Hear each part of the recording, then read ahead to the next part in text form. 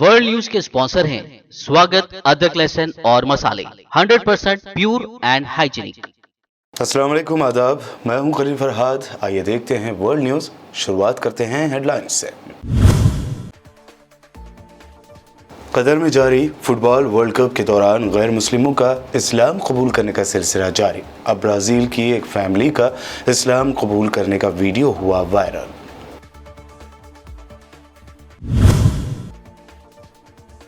Israeli force और फ़लस्तीनी मज़ाहमतकारों में झड़पों का सिलसिला जारी। मज़ीद 2 फ़लस्तीनी शहीद। गुज़िश्ता 2 दिनों के दौरान फ़लस्तीनी महलूकीन की तादाद हो गई 8।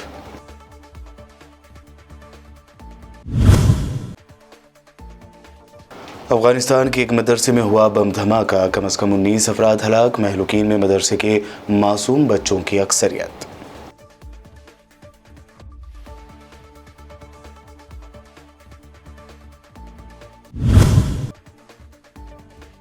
बिल्किस बानो ने इंसाफ के लिए खटखटाया सुप्रीम कोर्ट का दरवाज़ा। पब्लिक इंटरेस्ट की अर्जी में कहा, संगीन जुराइम के कातियों की वक्त से पहले रिहाई समाज के लिए बड़ा झटका।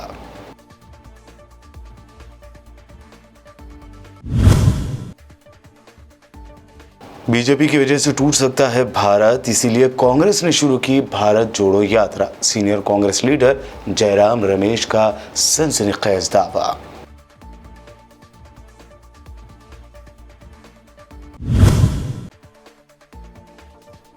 और टीआरएस एमएलसी के कविता ने वजीर आजम मोदी पर किया तंज। कहा, जिस भी स्टेट में इलेक्शन होना होता है वहां मोदी के आने से पहले आ जाती है ED.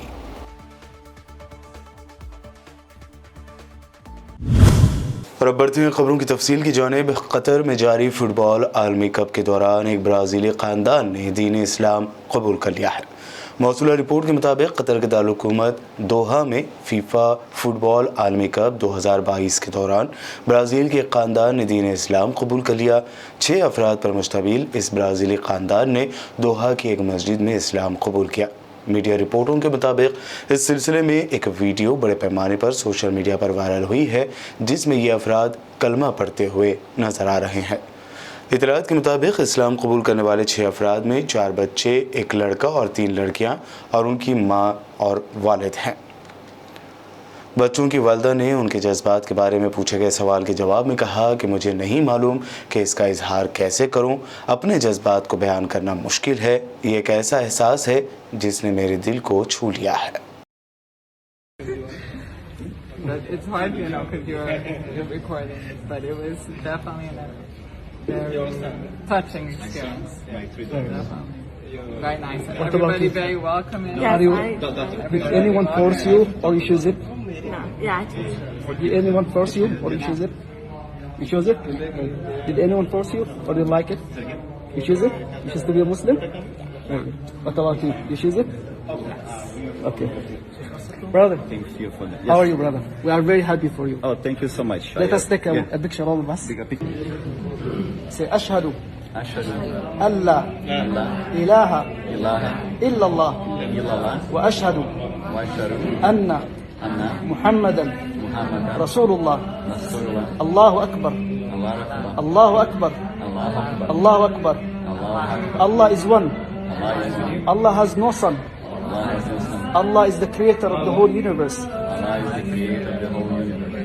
Abraham is the messenger. Moses is the messenger. Jesus is the messenger. Muhammad is the last messenger of God. Almighty God, we ask you to take us to paradise. To help us to be in paradise with the messengers. And to save us from hellfire.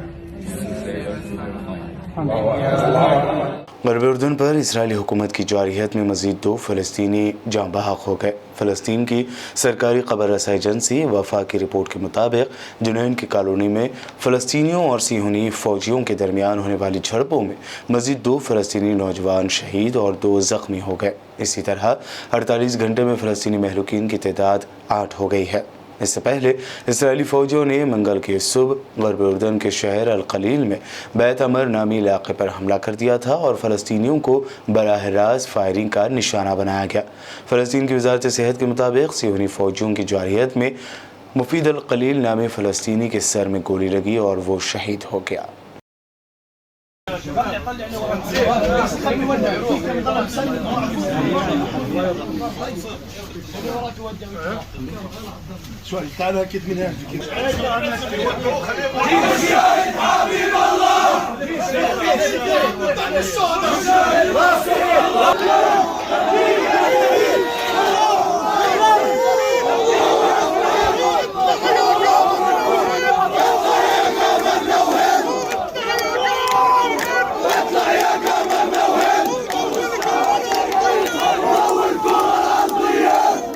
इस दौरान फ़लस्तीन के मकबूजा मगरबी किनारे के मुख्तलिफ शहरों में मुश्तइल नौजवानों और मज़ाहमती कारकुनों ने कलकलिया और तुलकरम में यहूदी आबादकारों की सड़कों पर संगबारी की। दूसरी पेशरफ्त में रमला और अल कलील में काबिज़ इसराइली फ़ौज और यहूदी आबादकारों के दरमियान झड़पें हुईं, जिनमें काबिज़ फ़ौज ने निहत्ते फ़लस्तीनियों पर ताकत का वहशियाना इस्तेमाल किया। कुलकलिया में आजून गांव के करीब सेटलमेंट रोड पत्थर फेंकने के बाद आबादकारों के मुतादिद गाड़ियों और बसों को नुकसान पहुंचा है। वहीं इसराइली फ़ौजियों की फायरिंग में एक नौजवान के शदीद ज़ख्मी होने की खबर है।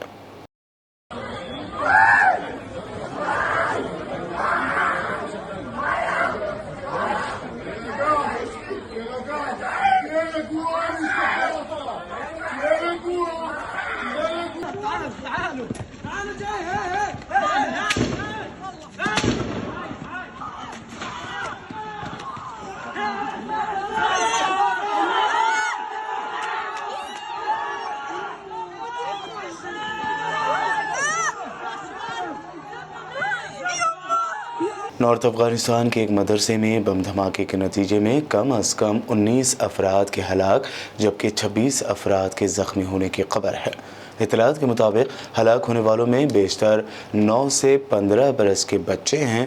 अफगानिस्तान से मिलने वाली इत्तलात के मुताबिक 30 नवंबर बुध के रोज़ सुबह समनगान के शहर ऐबक के एक दीनी मदरसे की इमारत के अंदर ये धमाका हुआ। ये धमाका उस वक्त हुआ जब लोग नमाज अदा करके बाहर निकल रहे थे। ऐबक शहर में मुकामी अस्पताल के एक डॉक्टर ने बताया कि मुतासिरीन में से ज़्यादातर मदरसे के तालिबे इल्म है। अफगानिस्तान में बरसर इख्तिदार तालिबान ने प्रोग्रामों के कंटेंट के बारे में मौसूल होने वाली शिकायत का हवाला देते हुए अफगानिस्तान में FM स्टेशंस पर VOA, रेडियो लिबर्टी और रेडियो फ्री यूरोप के टेलीकास्टिंग पर पाबंदी आयद करने का ऐलान कर दिया है। तालिबान की इत्तलात व सकाफ़त की वजारत की जानिब से जारी होने वाली एक हिदायत के मुताबिक ये पाबंदी आज 1 दिसंबर से नाफिजुल अमल होगी। ईरान में महसा अमीनी की पुलिस की ज़ेर हिरासत हलाकत के रद्दअमल में शुरू होने वाले मुजाहरों का सिलसिला हनूज़ जारी है। अब मुजाहरों के दौरान 400 से ज़ायद अफराद के मारे जाने की रिपोर्ट है। नॉर्वे में कायम ईरानी हकूक़ इंसानी ग्रुप का कहना है कि हलाक होने वाले 448 अफराद में से 60 की उम्रें 18 साल से कम थीं। उनमें 9 लड़कियाँ और 29 ख़वातीन भी शामिल हैं। इसमें मज़ीद कहा गया है कि गुज़िश्ता हफ्तों के दौरान मज़ीद हलाकतों की तस्दीक हुई है और इसी तरह कुल हलाकतों की तादाद में इजाफ़ा हुआ है। अमेरिका ने दावा किया है कि चीन के पास अब 400 से ज़्यादा न्यूक्लियर बम हैं, जो सिर्फ 2 साल में अपने जोहरी हथियारों को तकरीबन 2 गुना कर चुका है। जबकि इसकी फ़ौज की जानिब से खत्ते में ख़ास तौर पर ताइवान में अमेरिका और उसके इत्तेहादियों के ख़िलाफ़ गैर महफूज और गैर पेशा वराना फ़ौजी रवैये में इजाफ़ा हुआ है। अमेरिकी कांग्रेस के लिए पेंटागन की सालाना रिपोर्ट चाइना मिलिट्री पावर के मुताबिक चीन की जोहरी तोसी की तेज़ रफ्तार बीजिंग को 2035 तक तकरीबन 1500 वॉरहेड्स ज़ख़ीरा करने के काबिल बना सकती है। अमेरिका की जोहरी ज़ख़ीरे के मुकाबले में, जिसमें एक अंदाजे के मुताबिक 3800 बम एक्टिव हालत में है, चीन अभी बहुत पीछे है। नॉर्थ कोरिया ने कहा है कि जनूबी कोरिया और अमेरिका ने हमारी ताकत के हालिया मुजाहरे और ख़ास तौर पर हमारी फ़िज़ाया के सामने घुटने टेक दिए हैं। ताकत के मुजाहरे से शुमाली कोरिया का इशारा हालिया फ़ौजी मशक़ों की जानिब था, जिसमें उसकी फ़िज़ाया के 500 लड़ाका तैयारों ने हिस्सा लिया। शुमाली कोरिया इससे पहले भी मुतअद्दिद बार अमेरिका की जानिब से किसी भी किस्म के फ़ौजी इक़दाम के बारे में ख़बरदार कर चुका है। प्योंगयांग का कहना है कि अमेरिका और जनूबी कोरिया ने उसके खिलाफ ताकत के इस्तेमाल की कोशिश की तो इसका फौरी तौर पर जवाब दिया जाएगा। वर्ल्ड न्यूज़ में वक्त हुआ है एक शॉर्ट ब्रेक का। जल्द लौटेंगे और देखेंगे मज़ीद अहम खबरें।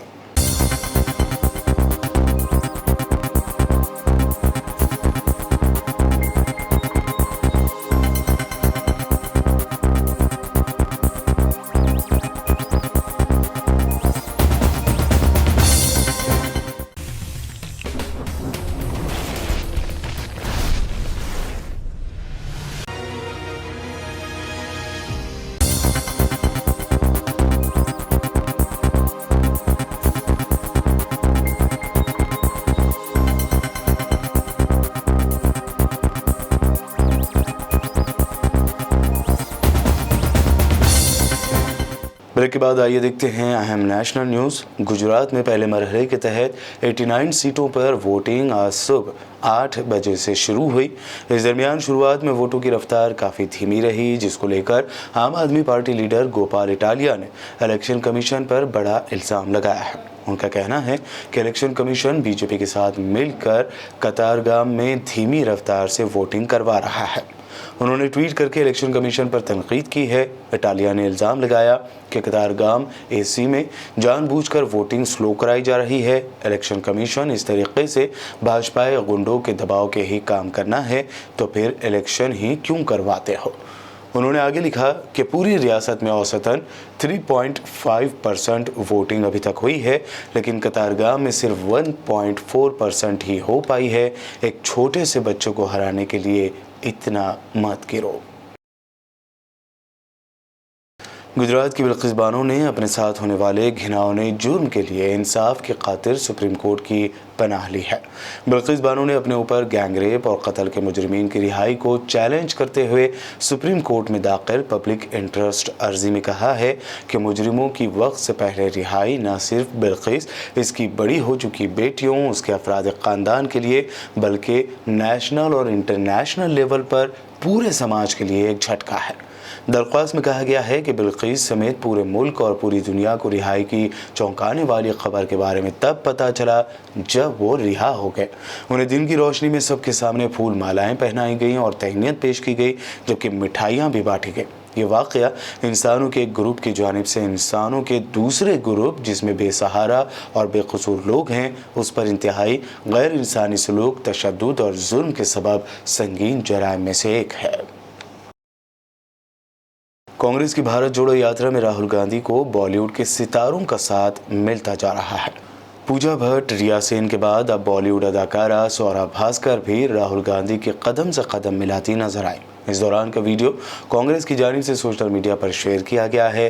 स्वरा भास्कर का राहुल गांधी के साथ ये वीडियो सोशल मीडिया पर खूब वायरल होता जा रहा है।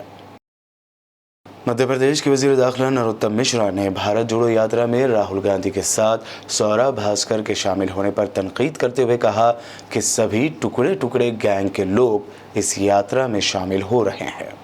आदरणीय राहुल जी, ऋचा चड्ढा का जो भारतीय सेना के खिलाफ बयान आया था, उसको शक्ति दे रही थी स्वरा भास्कर जी, जो आज आपके साथ हैं। ये वही स्वरा भास्कर जी है जो सेना के माओ लिंचिंग, हॉरर किलिंग, पाकिस्तान के समर्थन में तारीफ के कसीदे करती थी। ये वही स्वरा भास्कर है। हम जब भी सच्चाई बयान करते हैं तो उसको आप राजनीति कह देते हैं, पर क्या ये वास्तविकता नहीं है? कन्हैया कुमार आपके साथ में, सुशांत सिंह जी आपकी यात्रा में, स्वरा भास्कर जी आपकी यात्रा में, पाकिस्तान को जिंदाबाद कहने वाली बच्ची आपकी यात्रा में, ये सब टुकड़े टुकड़े गैंग के लोग, उस मानसिकता के लोग, उसको समर्थन करने वाले लोग, राष्ट्र के विरोधी लोगों को समर्थन करने वाले लोग हैं, वो सब आपकी यात्रा में शामिल। क्या ये भारत जोड़ो की जगह भारत तोड़ो वाले लोगों को समर्थन करती नहीं है यात्रा दिख रही? सीनियर कांग्रेस लीडर जयराम रमेश ने प्रेस कॉन्फ्रेंस में दावा किया कि भारत के टूटने के अंदेशे बढ़ गए हैं, इसीलिए कांग्रेस ने भारत जोड़ो यात्रा निकाली है। मैं आपको बताता हूँ क्यों सिंधिया जी क्यों छोड़कर गए। मैं आपको असलियत बताता हूँ। वो कैबिनेट मंत्री बनना चाहते थे और 27 नंबर सफदरजंग रोड या बंगलों पर रहना चाहते थे। यही 2 कारण थे। ये सब बहाने थे, ये बिल्कुल असली कारण नहीं था।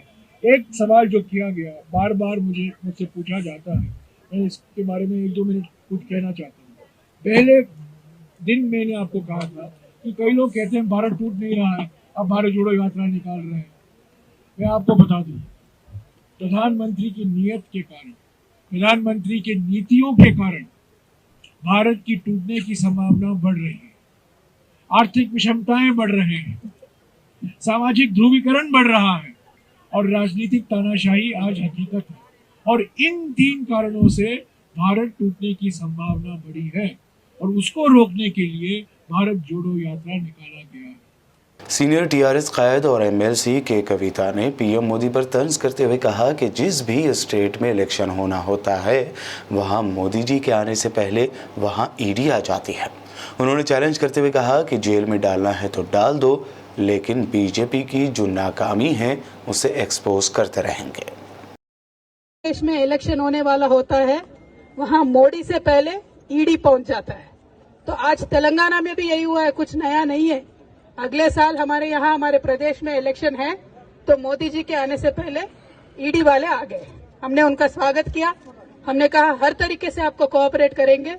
फिर भी ये जो cheap tricks Bharatiya Janata party play करती है, मीडिया में लीक दे दो, नेता के रेपुटेशन खराब कर दो, मैं बोलना चाहती हूँ मोदी जी से विनम्रता से, मोदी जी अगर आपको जेल में डालना है तो डाल लो, कोई टेंशन नहीं, चले जाएंगे, लेकिन लोगों के लिए काम करना नहीं छोड़ेंगे।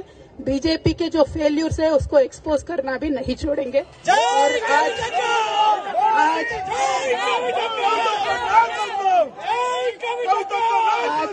तेलंगाना प्रदेश में केसीआर साहब के सदारत में बहुत अच्छे तरीके से सरकार चल रही है। आप इस सरकार को गिराने के जितने साजिश आपने किया है वो लोगों ने देखा है, क्योंकि हमने वो षड्यंत्र को लोगों के सामने रखा है। तो आप रिएक्शन में ये सारी चीजें कर रहे हो, सिर्फ मेरे ऊपर नहीं, हमारे मंत्रियों के ऊपर, हमारे एमएलएस के ऊपर, एमएलसीज के ऊपर, ईडी, सीबीआई, आईटी सब कुछ चला रहे हो। हम आपका स्वागत करते हैं, आपसे कोऑपरेट करेंगे, लेकिन आप ये बताइए कि आपने तेलंगाना के लिए क्या किया। बस इससे ज्यादा मैं कुछ नहीं पूछती हूँ। We welcome the agencies, we will absolutely cooperate with them and we are not scared of anything. Thank you. जय तेलंगाना। दिल्ली में होने वाले एमसीडी इलेक्शन को लेकर सियासी हलचल तेज हो गई है। केजरीवाल ने फिर एक मर्तबा बीजेपी पर निशाना लगाते हुए कहा कि मैंने 1 लाख करोड़ दिया, बीजेपी वाले सब खा गए। Yogi Adityanath ji door to door कर रहे थे, एक जगह गए, जनता ने पूछा कि आपको वोट क्यों दें, 15 साल में आपने क्या काम किया। योगी जी को पता ही नहीं था, उनको समझ नहीं आया। उन्होंने शिवराज सिंह चौहान को फोन करा, बोले कि हमने, योगी जी ने पूछा शिवराज सिंह चौहान से, भाई हमने 15 साल में क्या काम करा, बोला मेरे को भी नहीं पता। उसने फिर धामी को फोन करा, धामी जी से पूछा, उसको भी नहीं पता, किसी को नहीं पता काम क्या करा 15 साल में। फिर सारे ने मिलकर जेपी नड्डा को फोन करा, जेपी नड्डा बोला मेरे को भी नहीं पता क्या काम करा 15 साल में। फिर सारे ने मिलकर अमित शाह को फोन करा कि भाई बीजेपी ने नगर निगम में 15 साल में क्या काम करा, जनता हमसे पूछ रही है, क्या जवाब दें। तो अमित शाह ने प्रेस कॉन्फ्रेंस करी, बोला हमने कोई काम नहीं करा। आपने सुनी प्रेस कॉन्फ्रेंस करी थी अभी अमित शाह ने, बोले हमने कोई काम नहीं करा 5 साल में। तो मीडिया ने पूछा क्यों नहीं करा, कहते केजरीवाल नहीं करने देता। उन्होंने पूछा कैसे नहीं करने, कहते केजरीवाल फंड नहीं देता। बताओ मैं कहां से फंड दूं, केंद्र सरकार राज्य सरकार से पैसे मांग रही है, कहते केजरीवाल फंड नहीं देता। भाई साहब जितना पैसा बनता था 1 लाख करोड़ रुपए दिए मैंने इनको, 1 लाख करोड़ रुपए। इनको काउंसलर वोट मांगने आए, कैंडिडेट वोट मांगने आए, पूछना केजरीवाल ने 1 लाख करोड़ रुपए दिए थे, तो क्या हुआ, खा गए सारा। इनका हाजमा इतना ज्यादा है, खा गए सारा पैसा। कह रहे केजरीवाल ने पैसा नहीं दिया, केजरीवाल ने पैसा नहीं दिया। आखिर में हेडलाइंस पर एक और नजर।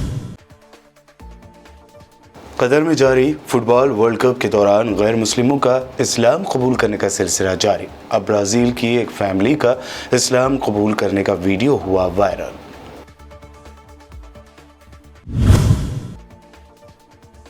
इसराइली फोर्स और फ़लस्तीनी मज़ाहमतकारों में झड़पों का सिलसिला जारी। मज़ीद 2 फ़लस्तीनी शहीद। गुज़िश्ता 2 दिनों के दौरान फ़लस्तीनी महलूकीन की तादाद हो गई 8।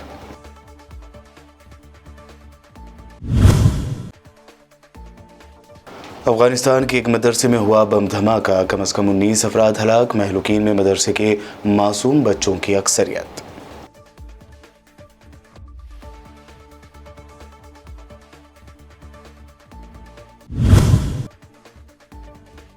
बिल्किस बानो ने इंसाफ के लिए खटखटाया सुप्रीम कोर्ट का दरवाज़ा। पब्लिक इंटरेस्ट की अर्जी में कहा, संगीन जुराइम के कातियों की वक्त से पहले रिहाई समाज के लिए बड़ा झटका।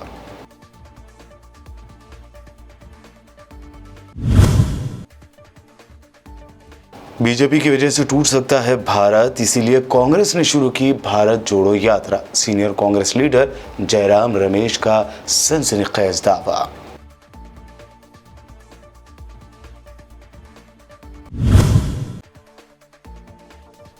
और टीआरएस एमएलसी के कविता ने वज़ीर-ए-आज़म मोदी पर किया तंज। कहा, जिस भी स्टेट में इलेक्शन होना होता है वहां मोदी के आने से पहले आ जाती है ईडी।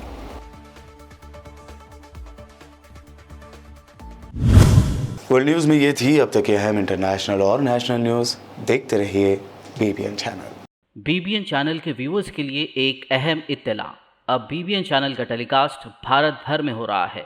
हमारे व्यूअर्स भारत में कहीं भी टीवी पर आप बीबीएन चैनल देख सकते हैं। स्क्रीन पर बीबीएन चैनल की टेलीकास्ट डिटेल्स दस्तयाब हैं। इसके अलावा भारत भर में किसी भी एरिया में अगर आप बीबीएन चैनल देखना चाहते हैं तो आप अपने केबल ऑपरेटर को इसके लिए कह सकते हैं। आपकी डिमांड पर वो ज़रूर बीबीएन चैनल टेलीकास्ट करेंगे, क्योंकि बीबीएन एक फ्री टू एयर चैनल है। इसके लिए आपको सिर्फ हमारे दिए गए नंबर पर केबल ऑपरेटर से कॉल या व्हाट्सएप पर मैसेज करवाना है। हम आपके केबल ऑपरेटर तक बीबीएन चैनल पहुंचा देंगे, जिससे वो आपके एरिया में टेलीकास्ट कर सकते हैं।